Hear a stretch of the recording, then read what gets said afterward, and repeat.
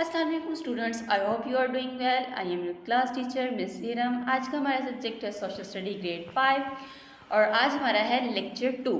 Lecture 2 में हमारे पास है यूनिट नंबर 1 सिटीजनशिप। सिटीजनशिप के बारे में आपने कल पढ़ा था, आज हम पढ़ेंगे सिटीजनशिप का SLO 2। SLO 2 में हमारे पास है you recognize the ethics of being digital citizens when connected online and how to deal with difference of opinion. कि इस SLO को पढ़ने के बाद स्टूडेंट इस काबिल हो जाएंगे कि वो डिजिटल सिटीजनशिप के एथिक्स को पहचान सके कि जब आप किसी से ऑनलाइन कनेक्ट होते हैं तो उनके एथिक्स क्या होने चाहिए, बिहेवियर कैसा होना चाहिए जब आप किसी से ऑनलाइन कनेक्ट करते हैं, और उनकी ओपिनियन को किस तरह से डील कर सकते हैं। तो इस SLO को पढ़ने के बाद आप इस काबिल हो जाएंगे। तो हम स्टार्ट करते हैं अपना आज का लेक्चर। पेज नंबर हमारा है 8। पेज नंबर 8 पे हमारे पास है डिजिटल सिटीजनशिप। डिजिटल सिटीजनशिप क्या होता है कि डिजिटल सिटीजनशिप जिसमें हम इंफॉर्मेशन टेक्नोलॉजी को यूज़ करते हुए सोशल, पॉलिटिकल और इकोनॉमिक लेवल्स पर अपना यूज़ करते हुए लोगों के साथ इंटरेक्ट करें इंटरनेट के ज़रिए और अपना बिहेवियर को अच्छा रखें, तो उसको हम डिजिटल सिटीजनशिप कहते हैं कि वो सोशल, पॉलिटिकल और इकोनॉमिक लेवल पर लोगों से कांटेक्ट करता है, इंटरेक्ट होता है। तो डिजिटल सिटीजनशिप की रिस्पॉन्सिबिलिटीज़ भी होती हैं इसके साथ साथ।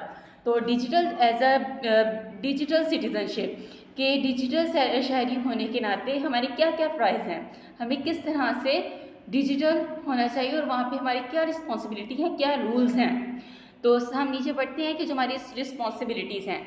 सबसे पहले आपका यूज़फुल कंटेंट, कि जो आपका कंटेंट होना चाहिए वो मुफीद होना चाहिए, दूसरों को उससे फ़ायदा हासिल हो, ना कि नुकसान।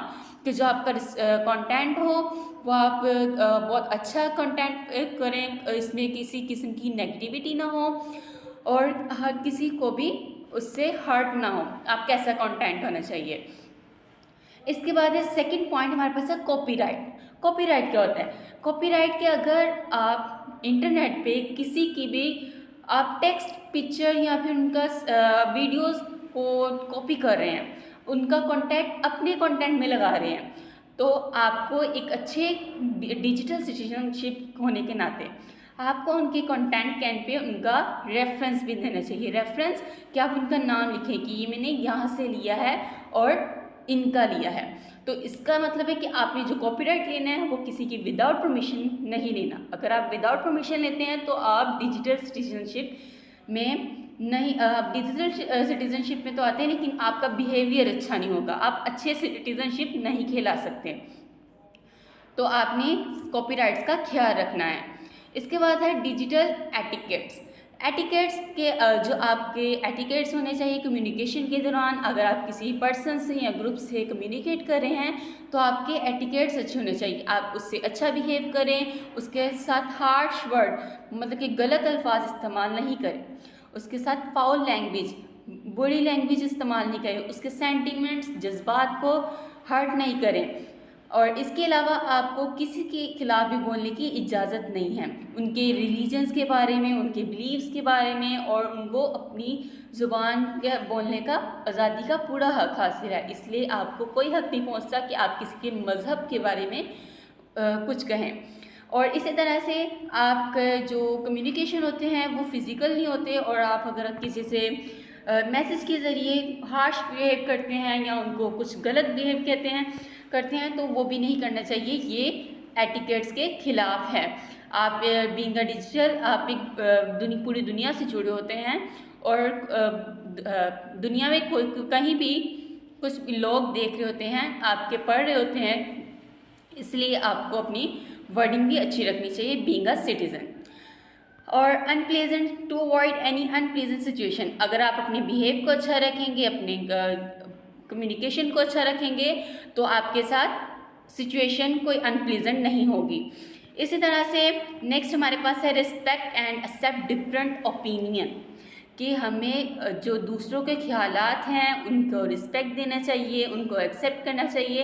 ये नहीं कि अपना ही जो ओपिनियन है उसको दूसरों के सामने रखें और दूसरों का ओपिनियन सुने ही ना। ये और क्योंकि जब आप डिजिटल प्लेटफॉर्म पे आते हैं तो आपको वहाँ पे बहुत से लोग मिलेंगे जिनके जज्बात, ख्यालात, एज और बहुत मुख्तलिफ होंगे, तो आपको इन मुख्तलिफ चीज़ों से का सामना करना पड़ेगा। तो आपको एज अ सिटीज़न उनका ओपिनियन सुनना भी पड़ेगा और अपना ओपिनियन रखते हुए अपना ओपिनियन भी रखें, लेकिन दूसरों के ओपिनियन को भी सुने और उन्हें रिस्पेक्ट भी दें, तभी आप एक अच्छे सिटीज़न डिजिटल सिटीज़नशिप कहलाएंगे। और इस तरह नेक्स्ट है हमारे पास फॉलो साइबर लॉज, कि हमें जो साइबर लॉज है जिस तरह से हमें एक मुल्क में रहते हुए उनके कानून की पासदारी करनी चाहिए, इसी तरह से डिजिटल प्लेटफॉर्म पे हमें साइबर लॉज का ख्याल रखना चाहिए कि जो हमारे डिजिटल प्लेटफॉर्म पे लॉज हैं उनका ख्याल रखें। अगर आप उनका ख्याल नहीं रखेंगे तो आप साइबर लॉस कर लेंगे, मतलब कि आप जुर्म में शामिल हो जाएंगे, जिसको हम साइबर लॉस कहते हैं। और people should not involve in such activities, के जब आप डिजिटल प्लेटफॉर्म पे आते हैं आपको कौन कौन सी एक्टिविटीज़ अवॉइड करनी चाहिए। तो सबसे पहले है साइबर क्राइम, कि आप किसी भी साइबर क्राइम का पार्ट ना हो, हिस्सा ना हो। Cyber crime includes using other content without their consent, कि आप किसी का भी कंटेंट यूज़ कर रहे हैं और उसका कंटेंट वो नहीं लगा रहे और उसका नाम नहीं बता रहे कि आपने किसका यूज़ किया, किस प्लेटफॉर्म से, तो इसको साइबर क्राइम कहते हैं। और इसी तरह से ब्लैकमेलिंग, किसी को ब्लैकमेल नहीं करें, बुलिंग देम, और किसी को बुलिंग नहीं करना चाहिए, किसी को बुरा भला नहीं कहना चाहिए, किसी के सेंटीमेंट्स को हर्ट नहीं करना चाहिए, जज्बात को, उनकी प्राइवेसी का ख्याल रखना चाहिए, किसी को धमकियाँ नहीं देनी चाहिए और रॉन्ग कंटेंट भी यूज़ नहीं करना चाहिए।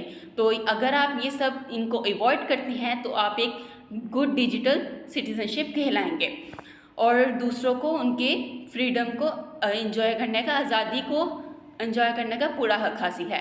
तो ये था हमारा आज का SLO और यहाँ पे हमारा लेक्चर होता है एंड। उम्मीद है कि आपको समझ आ गई होगी। मुलाकात होती है अगले लेक्चर में। अल्लाह हाफिज़।